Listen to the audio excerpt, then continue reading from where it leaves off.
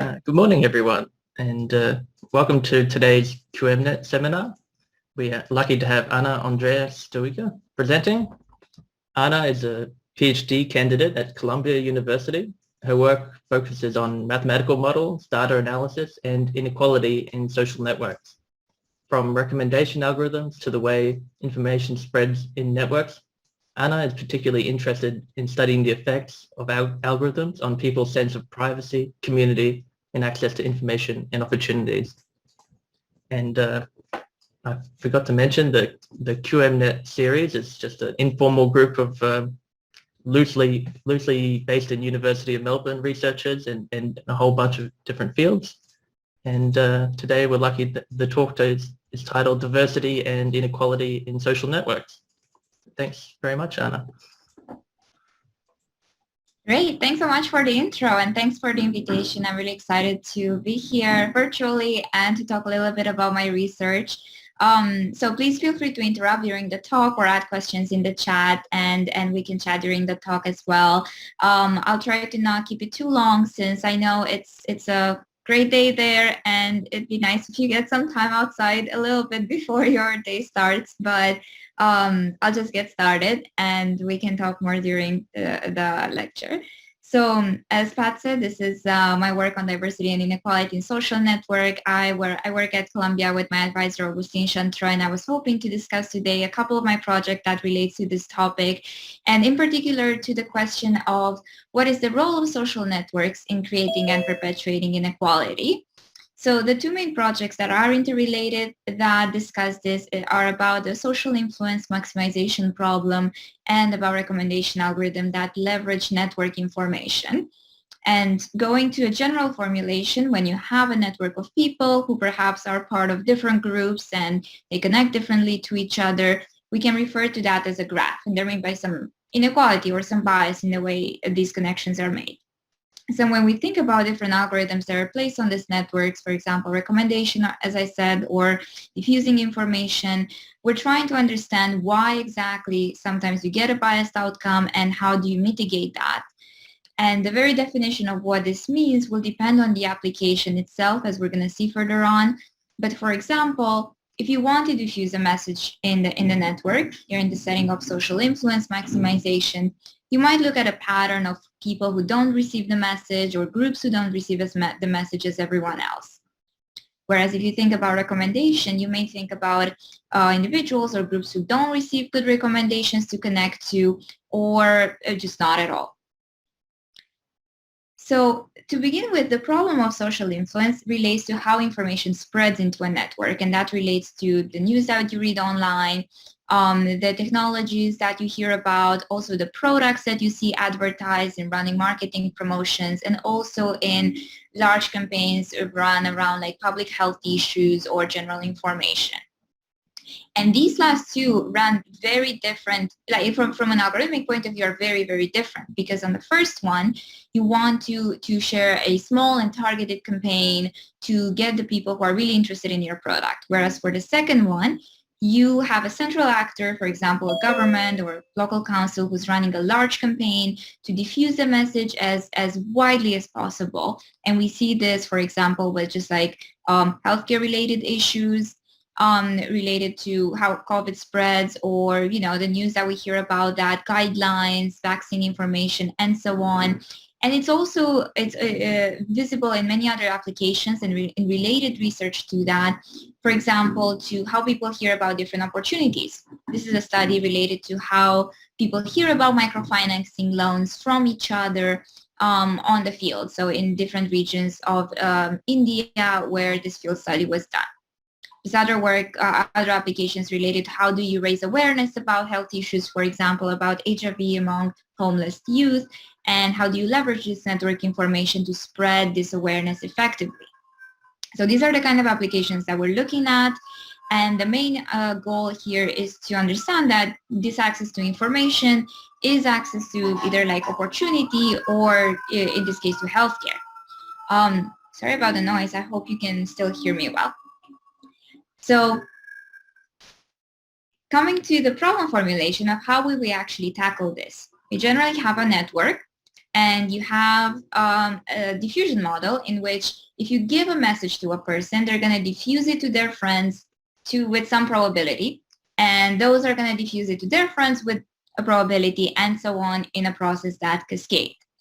And in this process, called in this independent cascade, the goal is for you to choose an early set of early adopters, your seed set, and you give this message to you and rely on them to spread the message to as many people as possible. And at the very end, you end up with a subset of your population called the outreach, who has heard this message or adopted it. And the goal is to maximize that. So that turns into an optimization problem. And the idea is, of course, if you can choose your early adopters to be everyone, then there's no algorithm. You just like spread information. That's great. But oftentimes you have a budget that can be just like, logistical or financial, of like, how do you choose these people initially? So based on this budget, you want to make sure that you choose them in an optimal way, right? So you want to, if you choose people intuitively who are very central in your network, that might be great because they have a lot of friends and they're going to spread the message. Whereas if you choose people who are not that central, it may be the case that you're not going to be as effective as spreading your message. And the optimization problem that we end up with, it's actually really difficult. So this turns out to be, it's NP complete, and people have solved it with different approximation algorithms that choose these early adopters based on measures of centrality, like degree, popularity, distance centrality, something that is a proxy for popularity. Also iteratively greedy, which is a great algorithm. It approximates the optimal solution really well, but it's very computationally costly, whereas measures of centrality are much easier to use statistically, and you don't need that much network information. Actually, degree performs quite close to greedy in many settings of this independent cascade model, so it's pretty encouraging to see that. So what happens then if you have different groups that connect to each other? And this can mean demographics, it can mean like interest groups, political affiliations, and so on. There's a sense, and there's recent research showing that, well, if you're gonna, like, if the people who are very central are not representative of everyone in the population, that kind of bias will also lead to some bias in the outreach and in the end to who receives this information in general.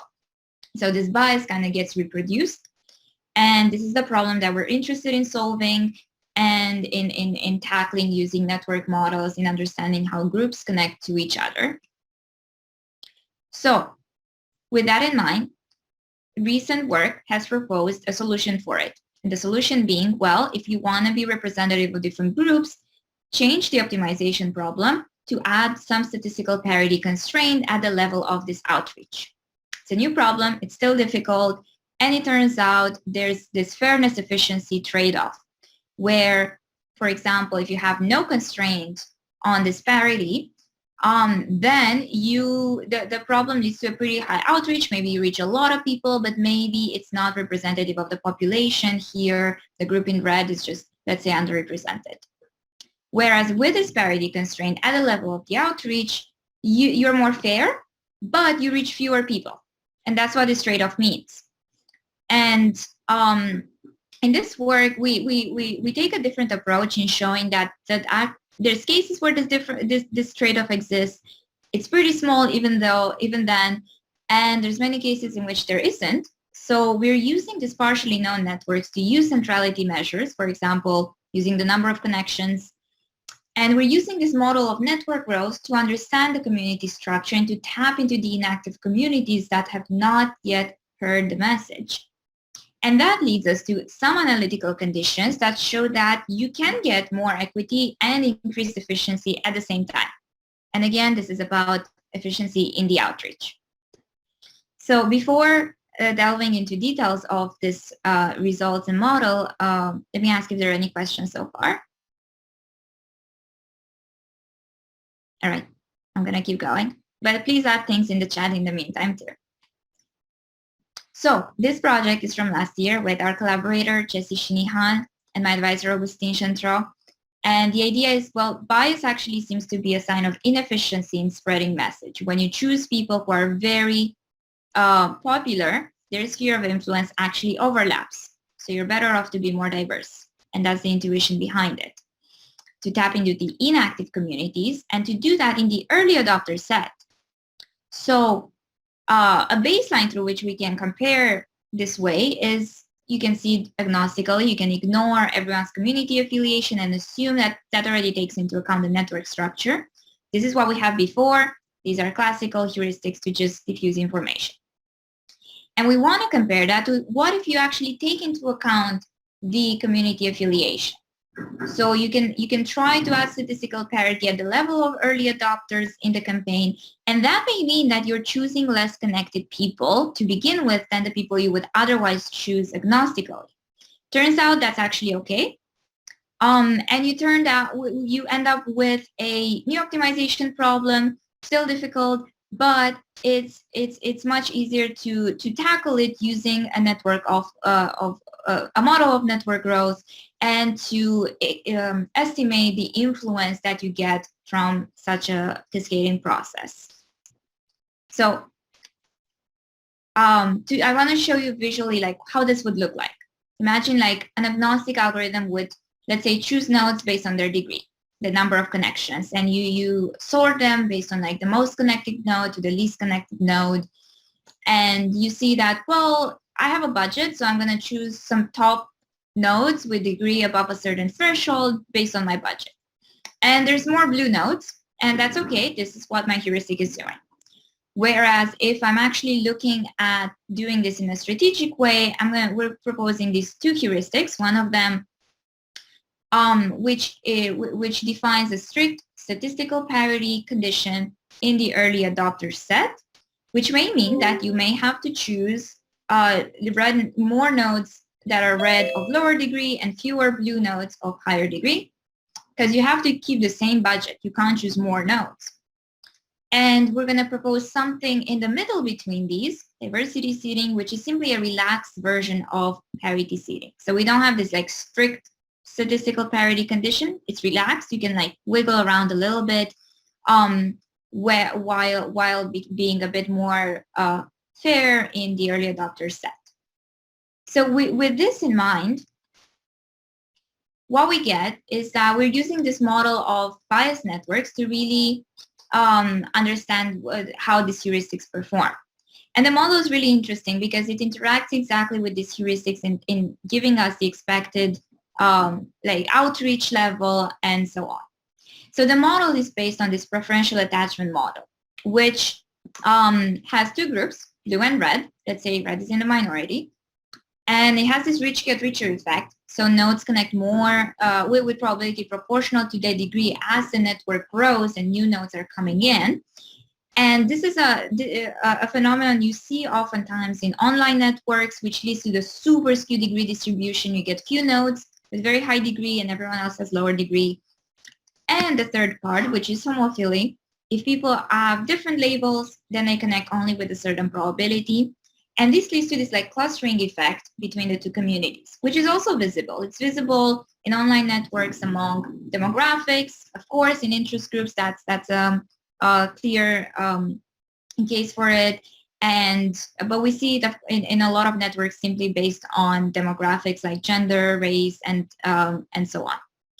So what's interesting about this model is that it has been studied theoretically to show that there's some inequality at the level of degree distribution. If you look at the general degree distribution, it's super skewed, it's a power law.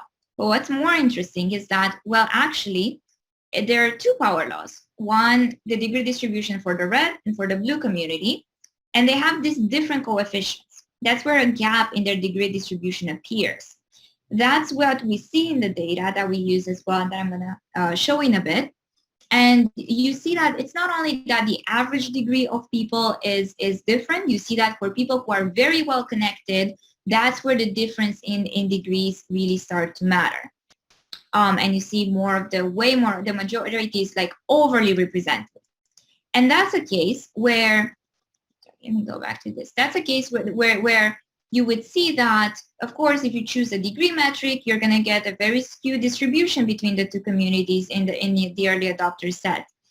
And that's where diversity and parity seeding will be helpful to mitigate that. So what happens given this model and given this heuristics. The first thing that is intuitive is that, well, both of these heuristics are actually good in leading to fairer outreach for the same budget. The reason this is intuitive is that, well, you have your early adopter set, you add more of the minority, and you know that the minority connects more with the minority. So that cascades into the outreach as well, and you get to be more fair in the outreach as well. The part that's not intuitive is that both of these heuristics can actually outperform agnostic seeding in outreach. They can get to more nodes in general too. And that can happen when you have a large enough campaign, when the size of your early adopters is large enough. However, it's not unreasonably large. I'm going to show you some results on that. And we can compute exactly an analytical condition for the size of the seed set needed based on all of these parameters, and see how that works on real data as well when we design these information campaigns. And the main idea is that, well, if you have a small campaign and your budget is small, agnostic seeding is just going to perform the best. You're going to get a small trade-off, and that's okay. It's actually pretty small. And when you have a large campaign, that's where parity seeding, being strictly fair, it's going to work to have more, to be more efficient and more fair at the same time. Oftentimes, you don't have a large campaign. You have a medium budget or small to medium budget, and that's where diversity seeding is really helpful, because being a little bit relaxed in the way you set up these conditions helps you a lot and can actually outperform agnostic seeding as well. So let me show you how this looks like. These are the three heuristics we're looking at, right? The agnostic, diversity, and parity. So this is a simulation of a bunch of networks that more or less look like the data that we also use. I'm going to show you what happens on the data, but this is how they look in theory. So this is a set of, all of these points represent a network that is drawn from, that is simulated for a size of about 53,000 nodes with 2 communities and some homophily parameter. And on the x-axis is the minority-majority fraction. So 0.10 simply means you have 10% minority in red and 90% majority in blue. And as you move to the right, you get to more and more equal populations. Of 0.45 just means 45% of people are in the minority. So on the y-axis is the size of the campaign. How many nodes you have in these early adopters that you start with when you diffuse the message. And what you see is the following. You see that, first of all, there's an orange region. This is the parameter region for which agnostic performs the best. You get most nodes, and the evaluation is based on the number of nodes in the outreach, evaluated over many iterations. And you see that it performs the best. I'm going to show you how exactly it performs, but it's not a big trade-off, but it's there. At some point, you transition into, when the size of the campaign is high enough, we transition into this blue region, which means that actually that's where diversity seeding starts to outperform agnostic. And there's this phase transition, which is monotonical, meaning that as the 2 communities become more equal, it's easier. You don't need that many nodes to be more fair and more efficient at the same time. So that's great. At some point, when the size of the campaign increases even more and you have a large campaign, that's where you transition into this purple region where parity seeding also outperforms agnostic. And you need way more nodes in order to be strictly fair and efficient at the same time. And you do notice that diversity always outperforms parity. It's by definition because it's a relaxed version of it. One interesting thing you also notice is that this phase transition between when parity becomes also better than agnostic is no longer monotonical. You would expect that when the 2 populations are more equal, so the minority and majority are kind of equal, it's easier to be fair and efficient. It's easy to be in this relaxed version, but it actually becomes much more difficult if you want to be strictly fair. That's the case for parity seeding. And that is because, well, if you already have a good representation of the minority group, they're not like a completely inactive community that you just like brought in and you got a lot more people who just heard this information. they're already represented in the early adopter set. So by adding more, by trying to be strictly fair, you're not actually, your marginal gains are not that high. So it takes a lot more nodes in the seed set in order to overcome that. Whereas when you have very few minority, when the minority group is very small, basically when you choose these nodes based on degree, you're just choosing nodes from the same community who have already are interconnected with each other. They have these overlapping spheres of influence, and they already heard the message. You're not gaining that much. So when you add minority node, even if it has a lower degree, you're tapping into a completely new community. You're going to gain so many more nodes. And that's why it's easier then to be more fair and more efficient. So that tells us why this relaxed version is super helpful. And I want to show you what happens with the data. The data is exciting because it shows that the theory is actually a little bit conservative. I'm showing results from this data set that's collected from the DBLP. And DBLP is this community of computer scientists. It's a platform where you see computer science papers online, and we collect, it's public data, and we collected it in order to understand how two different communities cite each other, in this case, men and women. And it's a data set of about 53,000 nodes with these two communities, some homophily factor that we estimate from the data. So you do get that, each community connects more with each other.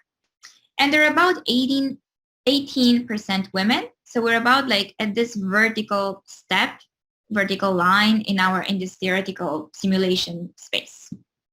So what happens there is that let's take for those 18% women vertical spot, we can choose to have about 1,000 early adopters. When we do that, we see that we confirm we are in this orange region. So in total outreach, agnostic performs the best. The difference is not really high, as you can see. And of course, the other two heuristics are more fair in achieving the parity that we're aiming for. However, when we actually add more nodes, when we add about 5,000 nodes in the early adopter set, theory says we're in the orange region. Data says we are actually transitioned into the blue region. So diversity seeding starts to perform better. Not by a lot better, but given the fact that you removed high degree nodes and you chose much lower degree nodes in the early adopter set, the fact that they overcome this difference and they expand, they get over it in the total outreach is exciting. And of course, they perform better in terms of fairness. And finally, if we keep moving up with increasing the seed size, this would be like a large campaign for like 9,000 seeds. You see that actually we already transitioned into the purple region where parity seeding also performs better than agnostic seeding. So we can see how this looks like. And the parameters for simulation, these are chosen based on studies that try to estimate how information spreads. We tried for like a variety of them. This is one example of if people diffuse information with a probability of 0.01. So these are the results for this project. And let me take a short break there to see if there's questions for this.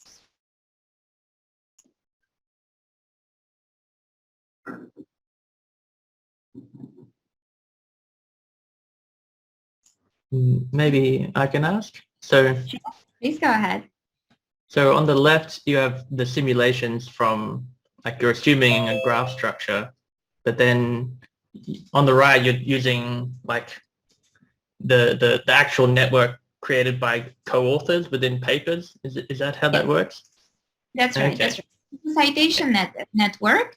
And so you do get a graph, and the graph, well, the model more or less looks like the graph given the size and the degree distribution that you see in the data. Yeah.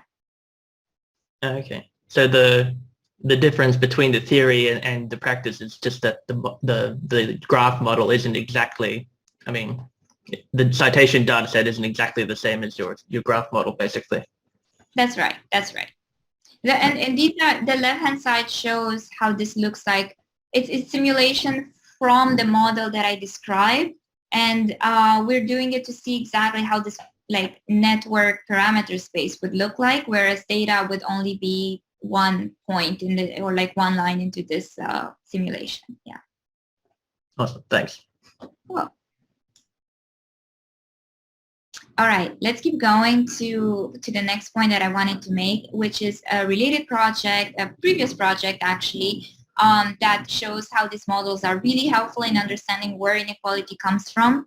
This is about, this was with our collaborator, Chris Ritter, and my advisor, and it's about how recommendations are being, can create in inequality as well. I see a question in the chat that I'm going to read. What effect do you think subgroups has on the spreading? So the basically what you see, depending on the subgroup size, is that, let me go back to this. So I guess by effect we would mean how much do they contribute to the actual spread. Generally, they contribute like proportionally to their size, given that this is a uniform diffusion model for everyone. But it really depends on like the subgroup size, to say so. So depending on how many groups you have and how big they are, they can contribute more or less to a proportional amount of what you see in the total outreach. But you see here, for example, like this is the total outreach, and this is how many like women it reached and how many men it reached given the initial seed set. And you know that in the initial seed set, you chose them on either like by degree or ensuring like a statistical parity for the for the two groups. Does that, I hope that answers the question. And there's another question on what is the spread in the citation network. So the spread, I believe you mean this by spread here, I'm thinking about the outreach itself, which is this is how much you would get with different, exactly, with depending on how big your budget is, you get different spreads. So if you start at like 1,000 seeds, you're going to reach like this many people in total on this first row. On average, this is an average over like 1,000 simulations. On the side, if you have like 5,000 seeds, this is how many you get, 9,000 seeds, and so on. Generally, it depends on the probability of diffusion. And if with different probabilities, it's really hard to start a spread that actually like cascades into getting a lot of people. So when P is like too small, you kind of get this like linear effect. When P gets larger, you get to everyone really quickly. And that depends, of course, on like how high you're able to set it. When P, we see similar results for larger P, but at some point, larger P isn't really telling much, especially if the network is like has a skew degree distribution and not everyone has like a lot of friends. It's unclear that larger P is helpful. Yeah, sorry, I guess what I didn't quite get is that in the citation network, the outreach is actually simulated, or are you actually measuring? Oh, that's right. So it's simulated outreach. We don't have an actual like field experiment to check whether people have heard something in the citation or not. I think that would be really like great to see.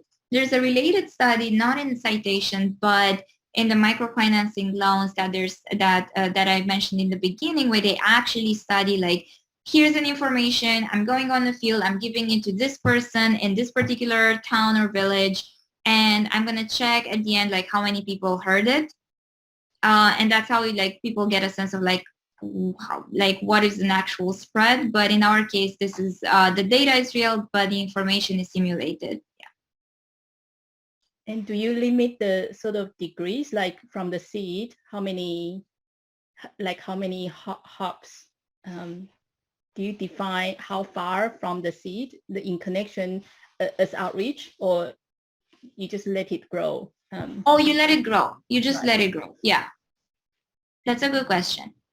So in practice, you just let it grow and you estimate it. In theory, it's hard to estimate it when at the end at convergence, when there's like no more actual spread. So we do that for like one step hop to step hops and trying to understand like to estimate what would happen after.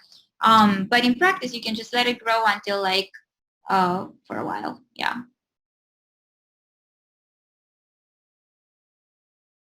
Okay, great. That was a good question. All right. And I was going to mention like why this model is interesting for a different application. This is a case where we actually started with the data.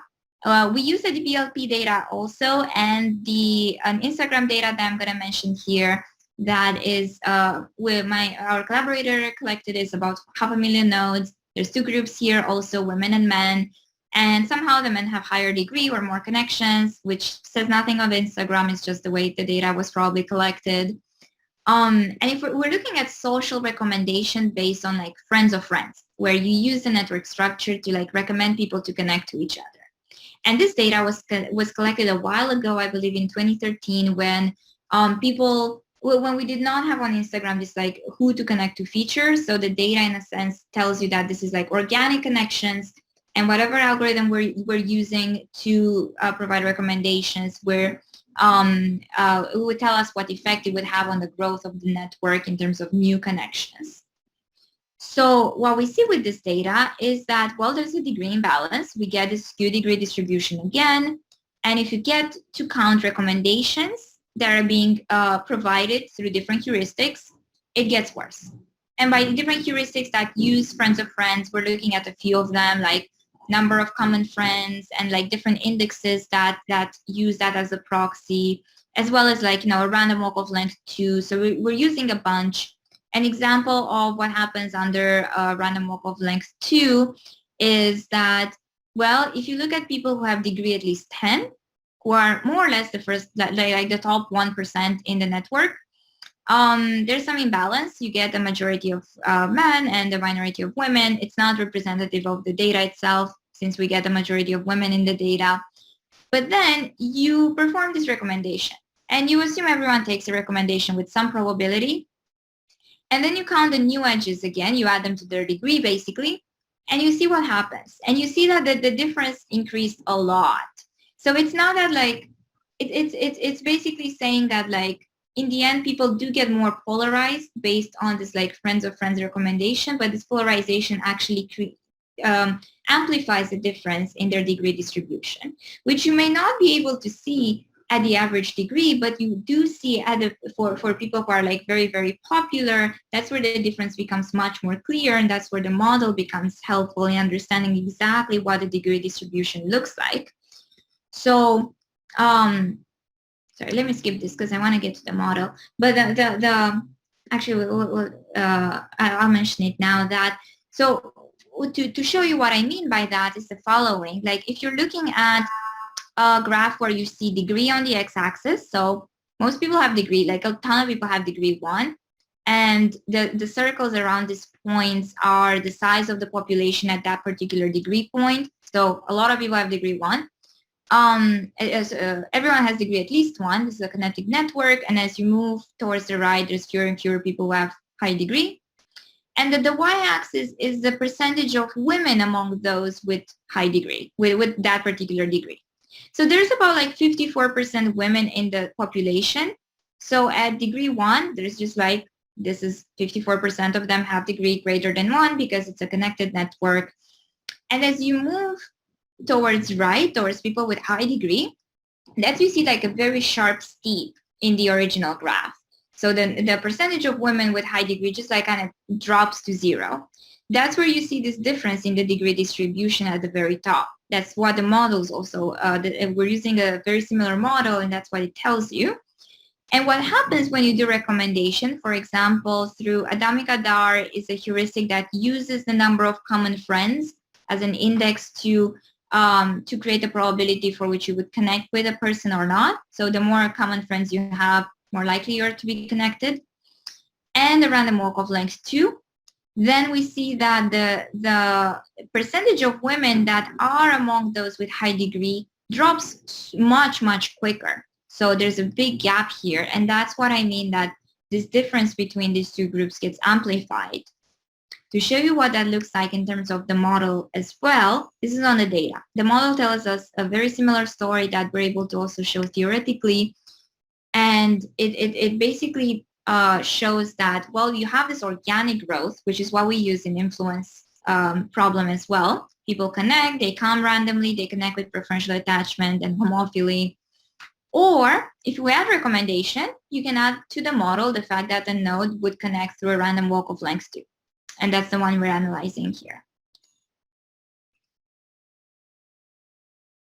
All right, there's a question in the chat too. How can you be sure the label is the group instead of the proxy? Is it being female or having children?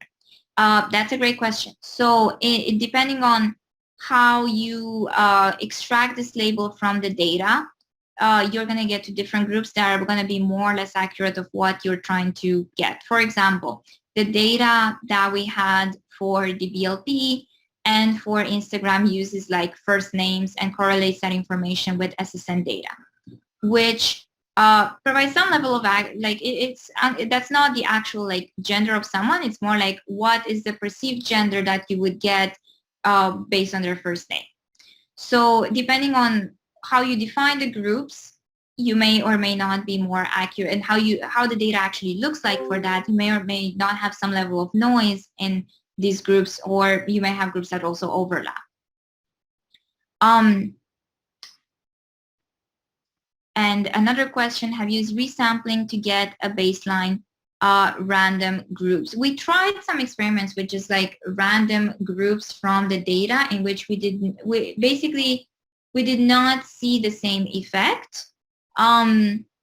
We tried with other groups as well. We tried for example, with like perceived like race from photos, but that's really inaccurate, so we did not pursue that.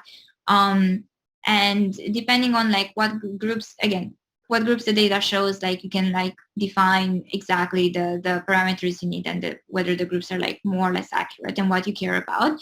Sometimes it's also not about like the groups being like very accurate, but how the groups are perceived. And based on that perception, like you might get, the perception of the group might also be important in these labels as well. So coming back to this, but yeah, thank you for the question.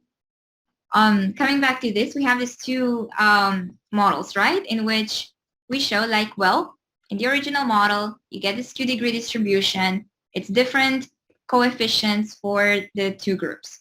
And then if you add recommendation, you also get a power law degree distribution with different coefficients. But more than that, they grow further apart. And that's what we saw in the data. That's what we saw in the graph that I showed you earlier, that, well, it's not that on average people have lower degrees, that when you move towards people with very high degree, this gap here actually starts to show and starts to like increase way more than before. And the three elements that are important here are basically the fact that you have groups, homophily, and preferential attachment. Without any of these, you don't really get this effect. So if you have like random groups or just like a random community that doesn't connect more with the others than with themselves, you don't get to see this. That's where the model like it captures these elements and telling us exactly where this inequality comes from. If you don't have any groups, again, you don't get this difference in coefficients, you don't get the difference in recommendation, or the difference in the social influence degree algorithm that I showed you before as well, because the degree, it's not gonna be very skewed in for the two groups if there's no difference in the actual degree distribution. So let's see. I think we're coming close to time. I was going to go on a short note on how we prove this, and an interesting methodology for that. But Patrick, maybe you can let me know if we have time or we should wrap up. I'll probably have time for 5 more minutes of presentation, perhaps, unless anyone wants to ask questions right now. Because yeah, there's been a lot of questions already. So. Okay, let me go through this, and I'll keep it for like another 5 minutes. So this is interesting because the way you would prove this is to say, well, how do we look at this degree distribution? How do we actually show this difference? You would look at this like the average or like the total number of connections that go towards each community. If you're looking at the red community that has some fraction R, you would define their like fraction of edges that go towards them by alpha, and that's their wealth. And basically, what we're able to show is that we know about this model that, well, if you do have a fixed point, at some point when as the network grows, the fraction of edges that go towards the red community is going to converge as well. If things were equal, it should converge to their fraction in the population as well, but it does not. It converges to something less, and that's where you get, that's the key element in showing the difference between these two degree distributions. So we're able to show that actually the convergence, the final fixed point is different for this like organic versus when you add recommendation, and that's what leads us to the different degree, to the more amplified gap into the degree distribution. What's difficult is to say like, well, I would write an evolution equation of when do you get a node or degree k gets a new link and try to estimate this as the network grows. It could be either randomly or through preferential attachment, and you could write exactly the rate at which these increase.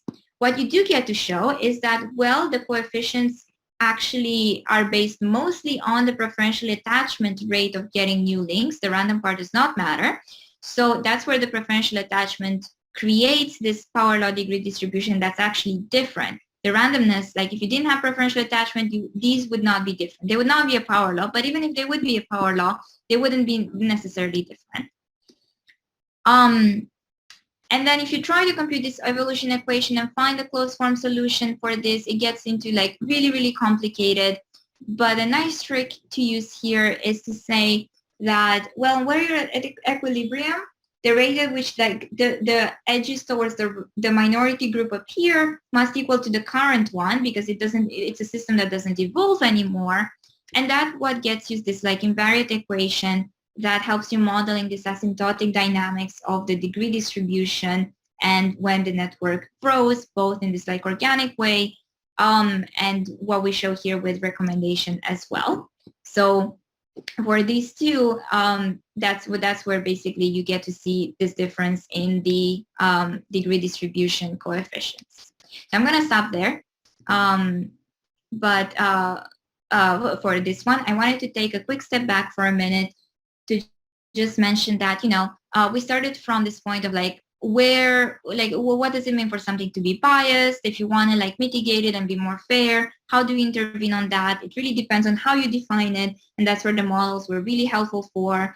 The definition of that, of using this like notion of statistical parity, was helpful for the case of influence, but it wasn't everything for the case of recommendation. We needed to look exactly at like the degree distribution itself and where that difference comes from rather than just on average. There are many other cases where this is not like a good definition for it. So for example, in a related project, we're looking at how, if you want to group people for the case of like districts or school districts or school zones, then statistical parity doesn't really work well into like regrouping people in a network, because, well, you might end up with issue like cracking a population into many groups and not having like a good representation, or it might just be really, really difficult to actually do that like on the ground. So you might look at other metrics, like in this case, if you have groups that are very segregated, often the case that we see in both districts in terms of political affiliation, but also in school in terms of demographics and race, using things like margin of victory to mitigate that is kind of this intermediary step that helps a lot, both computationally and in terms of like the constraints you have on the ground. So that comes back to like, you know, how do you mitigate some of this inequality with the definitions we have on our hands. So I think I'm gonna stop here with this. I was gonna quickly mention an organization that I'm part of that really is inspiring for this research, and that it's a student-led organization with students from like economics, operations research, and computer science and many other fields, and we work on a bunch of related questions. We have a lot of working groups that work online on related questions to how to provide better computational tools to assist for marginalized groups. in particular. So that was really inspiring for my research as well. And, the working groups relate to different topics like inequality and others. And if that's something you're interested in, I'll also be happy to chat more about it, but I'll stop here since I see there's also a comment in the chat, and we can go in the question section. Yeah, so thank maybe. You Yeah, thank you. I guess we can all give you a digital hand clap or a physical one if anyone else is joining me with their camera on for that really nice talk. And Craig got in first with his question. So he's writing, I'm thinking of this in terms of the communication of health advice over the last few years. English versus non-English native language, subgroups within English speaking community, and so on. And I was thinking that exact same thing for the COVID advertising budget for the vaccines. It seems like, at least in Australia, they went through with like trying to hit the major demographic, and then after the fact, when they missed out on different minority groups, they went in afterwards to try to remedy the mistake.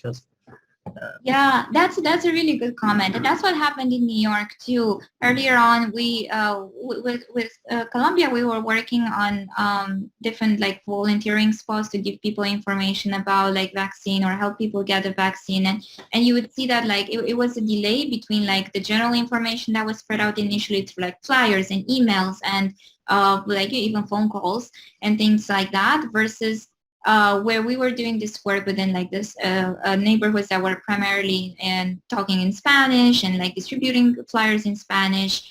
And we did see this delay in terms of like vaccine uptake and like providing healthcare needs and so on. So it's something that we need to do more like early on rather than like compensate for later. Yeah. Yeah. So does anyone else have a question?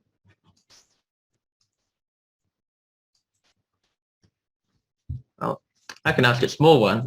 I'm pretty impressed by this mechanism design group, but I was a bit sloppy with my time management and missed out on the conference you organized recently, this EAMO. EMO, yes. I'd be happy to chat more about this too. It just happened, but of course it will continue.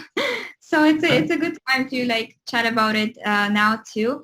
It's a conference that stemmed from the organization as we had a series of workshops in the past, and now it grew into like a full-fledged conference that relates to these topics that I mentioned and a bunch of others.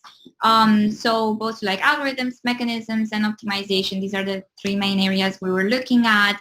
And things that basically relate to marginalized groups and how algorithmic tools can help with improving that.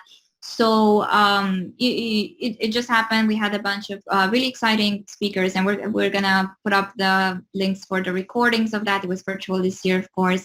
But I think the next deadline is gonna be in March. So we're excited about this to continue. And if you have work that relates to this, we would love to see it at the conference as well. Yeah, great. I was wondering if it had been recorded, because I'd love to go back through it. Yeah. Yeah. It was recorded, and we'll share it very soon. The recordings. Yeah. So is there any questions? Maybe I can prod someone by name from, say, Ben or Washan, Sonika. Well, as you might have noticed, my main concern was about the accuracy of the groups, because if they're labeled and you're actually just catching a proxy, then you might start to read or get wrong interpretations based on the data. So I guess that's the main reason I was trying to make sure that you had some sort of baseline or measure of how accurate the groups are, like what the tolerance is around the different the different methods. So when you're using parity, if that's actually over or if it's missing something, what the level of the degree of error is. Definitely. I think that's a good question. Like, especially if you have like, if you're not accurate towards a group as much as you are towards the other one, like let's say if you're like identifying like more of the minority nodes as majority instead of the other way around, then you might, when you actually want to do parity, you may not actually add the nodes that you want to add from the minority group into the early adopters. You might end up more of the majority group. So that might actually work completely against you. So I think that's a very important point for that, to actually make sure that this works well. In terms of, and it depends again on like what the groups like actually are. My sense was that from the data that we got was they're relatively, it's hard to, like, accuracy was not really, it's really not that measurable, since we couldn't ask people exactly what their gender was. It was more like, this is their perceived gender, and based on that, we do get the community affiliation, the clustering, and then it works well. If you have the actual gender, those communities might shift, and you might still like have to like shift your algorithm a little bit in order to get the same result. Yeah. Yeah. Well, that's the other thing. I was wondering whether it's gender or sex that it's sensitive to, those kinds of subtle issues. Yeah, and in this case, I want to say it's just like a perceived gender that you would get from like a name, but it would have nothing to do with like sex or like anything else, since we don't have that information. Yeah. Yeah. Thank you. Thanks. I see, Pauline, you wanted to ask. Yeah, I have two small questions that might be not in the scope of this talk, but I think just considering the practical applications of these.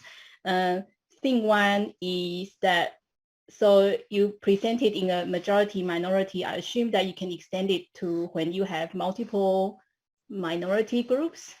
So that's thing one. And thing two is that in practice that the network structure may not be complete. So when you have a data that you're not sure whether you got some missing nodes and perhaps missing links. I'm wondering how potentially this kind of work can be sort of extended to cater for this. Definitely, yeah.